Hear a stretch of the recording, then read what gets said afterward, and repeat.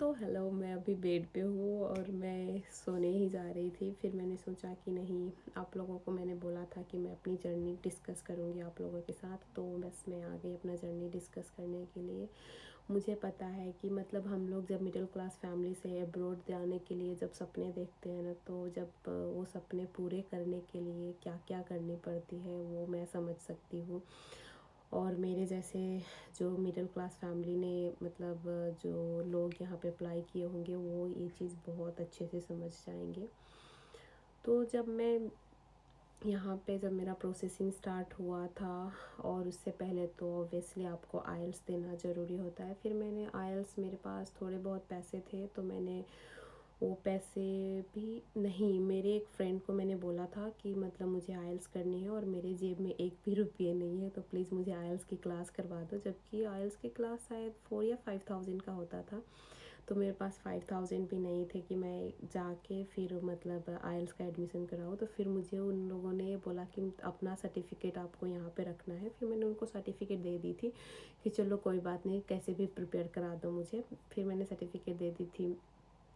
तो बस मैं आइल्स का क्लास स्टार्ट करने लग गई थी। फिर मैं आइल्स करने के बाद फिर मैंने उसको बोला, यार मेरे पास तो पैसे ही नहीं है। तो फिर उसने जिस कंसल्टेंसी में मैंने अपना डॉक्यूमेंट दिया था, फिर उन लोगों ने ही बुक कर दिया था मेरे आइल्स के लिए। फिर मैंने बाद में, मेरे एक फ्रेंड जो यूएसए में रहता है, तो मैंने उससे मांग के फिर मैंने पैसे दिए थे कि मतलब यार मुझे आइल्स के पैसे देने हैं। एक मतलब उन लोगों ने, टीचर ने बुक कर दी थी तो उसको पैसे देने, तो उसने मुझे उसी दिन ट्रांसफ़र कर दिया था। फिर मैंने उसका पैसा बोला था कि मैं इस टाइम दे दूँगा, पर मेरे पास मतलब जो मतलब जहाँ पे मैं काम करती थी, तो उसने बोला था कि नेक्स्ट मंथ मैं सैलरी दे दूँगा। तो मैंने उसको यही बोला था कि वो बोल रहा है कि नेक्स्ट मंथ सैलरी दे दूँगा, पर मैं यहाँ तक आ गई, अभी तक उसकी सैलरी की कोई अता पता नहीं है।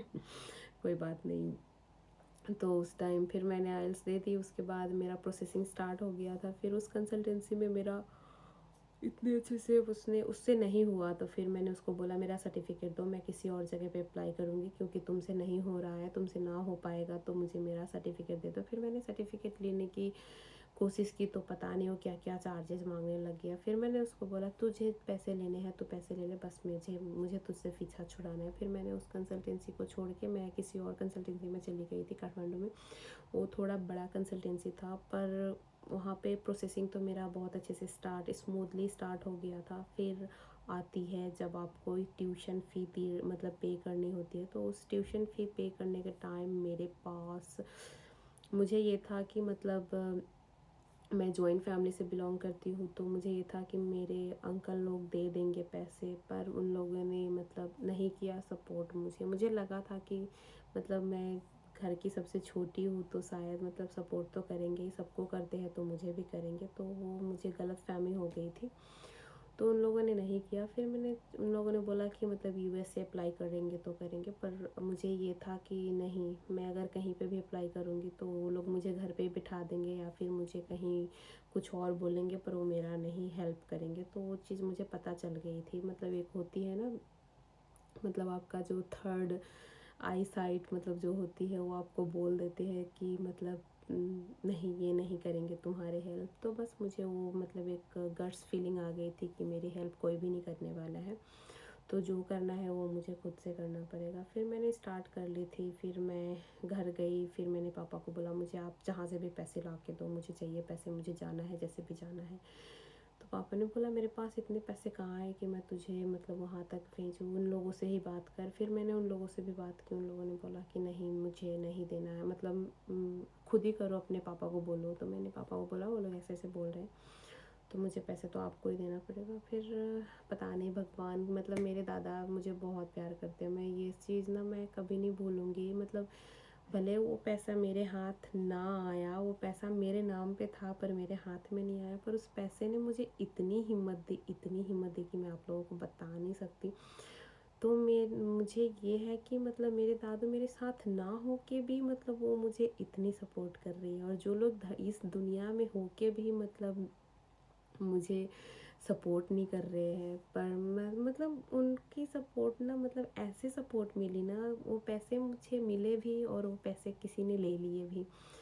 तो वो मेरी मिस्टेक थी, क्योंकि मेरा ट्रस्ट ट्रस्ट करना मतलब एक मेरी सबसे बड़ी बेवकूफ़ी वहाँ पे मैंने कर दी थी कि मैंने किसी और पे पैसे को लेकर के ट्रस्ट किए। फिर मैंने 8 लाख रुपीज़, मतलब बहुत होता है जिस टाइम आपके पास 1 रुपये भी ना हो और 8 लाख रुपया आपके मिल रहे हैं, और वो भी दादू की सेविंग्स, तो मतलब सोच भी नहीं सकते कोई भी। तो बस वो था, वो पैसे ले लिए थे। फिर उसमें से मुझे 3 लाख मिले थे, तो फिर मेरे बैंक में 5.5 लाख लोन था, तो मैंने वो क्लियर करके फिर मेरे अपने खेत को किसी और के नाम पे दृष्टि बंधा करके ऐसे वैसे करके फिर मैंने ले ली थी पैसे 25.50, मतलब ऐसे 25.5 लाख जैसे लिया था मैंने। फिर उसके बाद मैंने 5.5 लाख जितना मैंने बैंक को दे दिए थे, और 23 लाख टोटल मुझे लगे थे, प्रोसेसिंग वगैरह सब कुछ करके मुझे इतना पैसे लगे थे यहाँ तक आने तक। फिर मैंने 1 लाख शायद मैंने बाद में मंगाए थे, तो वहीं 23-24 लाख रुपए इतने तो लग ही जाते हैं। कहीं पे भी अप्लाई करो, ऑस्ट्रेलिया, अमेरिका, यूएसए, कहीं पे भी अप्लाई करो। फिर वो था, वो भी हो गया। और आती है तो फिर अब क्या आती है, तो आपको मतलब लोन वगैरह ये वो दिखाना पड़ता। तो मेरे जो जितने भी प्रॉपर्टी थे वो मेरे दादू के नाम पे थे, तो मतलब मैं नहीं दिखा सकती थी, प्रॉपर्टी वैल्यूएशन नहीं करा सकती थी, क्योंकि मेरे पापा के जब तक अंसबंडा वगैरह पता नहीं क्या बोलते वो नहीं होंगे तब तक मैं नहीं दिखा सकती थी। फिर मैंने स्टडी लोन की थी, और वो जो 1 दिन का डिपॉजिट वगैरह होता है, उन लोगों ने मेरे से थोड़ा सा पैसे चार्ज किए थे। फिर वो कर किया था। उसके बाद मेरे डिपॉजिट में उन लोगों ने 10%, मेरे जितने पैसे दिखाए थे उसके 10% अपने मेरे अकाउंट में, वो 3 महीने बाद मुझे वो पैसे यहाँ पे मिले थे। फिर मैंने वो पैसे पापा को दे दिए थे, क्योंकि मेरा जो ये ट्यूशन फ़ी था वो मैंने यहाँ पे कलेक्ट कर लिया था, तो बस मैंने वो कर लिया।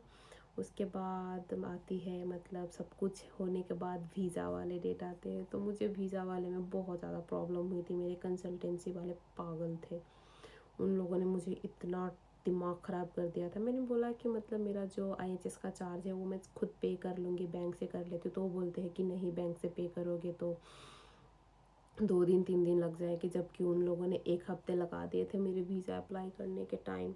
फिर क्या था, फिर मुझे बहुत गुस्सा आया था। मुझे तो एक तो मतलब फैमिली प्रॉब्लम जा नहीं रही, ऊपर से सॉरी माइंड माई लैंग्वेज, मतलब नेवर माइंड। फिर ये लोग मुझे इतने मतलब टॉर्चर दे रहे हैं। फिर क्या था, मैंने बोला चलो कोई बात नहीं।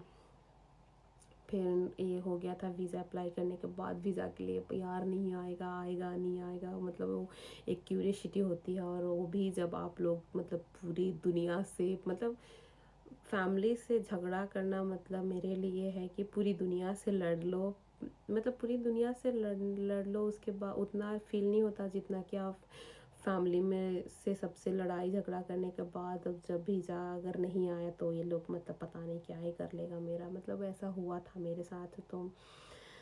तो मेरा मैं तो बहुत डरी हुई थी कि अगर वीज़ा नहीं आया तो पता नहीं पापा का क्या होगा, मतलब ये लोग पता नहीं क्या करेंगे, मुझे बहुत डर लग रहा था। फिर थैंक गॉड में जब मेरा वीज़ा आ गया था। फिर वीज़ा आते ही आती है एयरपोर्ट वाली बात। तो मतलब मुझे ये था कि हाँ, मेरी मम्मी पापा सब मुझे छोड़ने आए, क्योंकि जब मेरे बुआ के लड़के गए थे ना, तो मेरे दादू, मेरे भैया, मतलब सब लोग गए थे उन लोगों को छोड़ने के लिए। पर अफसोस की बात है, मतलब मुझे छोड़ने कोई भी नहीं आया, क्योंकि उस टाइम पूरी फैमिली प्रॉब्लम चल रही थी कि उसको नहीं भेजना है, मतलब इस पे डिबेट चल रही थी। फिर पापा ने बोला कोई बात नहीं, तो चुपके से चली जा। फिर मैं चुपके से आई थी यहाँ पे, मतलब मेरे जैसे किसी की भी दिन ना आए यार। मैं सच्ची में, मैं ना बहुत अपने आप को अनलकी फील करती हूँ जब मैं ये चीज़ सोचती हूँ कि यार मैं कितनी अनलकी हूँ। पर मतलब एक टाइम से ये सोचती हूँ ना कि मैं बहुत स्ट्रॉन्ग भी हूँ, मतलब मुझे ऐसा लगता है कि मैं बहुत ज़्यादा स्ट्रॉन्ग हूँ, जो मैं अकेले करने के बावजूद भी, मतलब मैंने किसी से शिकायत नहीं है, मुझे किसी से कुछ नहीं है, गिला शिकवा कुछ भी नहीं है। अभी भी अगर वो लोग मुझे बोलेंगे, प्यार से बोलेंगे कि तेरे से बात करनी है, तो मैं अभी भी करूँगी। अगर उनको नहीं करनी तो मैं क्या कर सकती हूँ, मैं भी नहीं करूँगी, कोई बात नहीं। अगर आप अपनी ज़िंदगी में खुश हो तो मैं भी बहुत खुश हूँ। सो बस यही थी मेरी स्टोरी। Thank you. और मैं आगे की स्टोरी फिर कभी बताऊँगी। बहुत स्टोरी है यार, बहुत ज़्यादा, मेरे पास बहुत स्टोरी है। Thank you and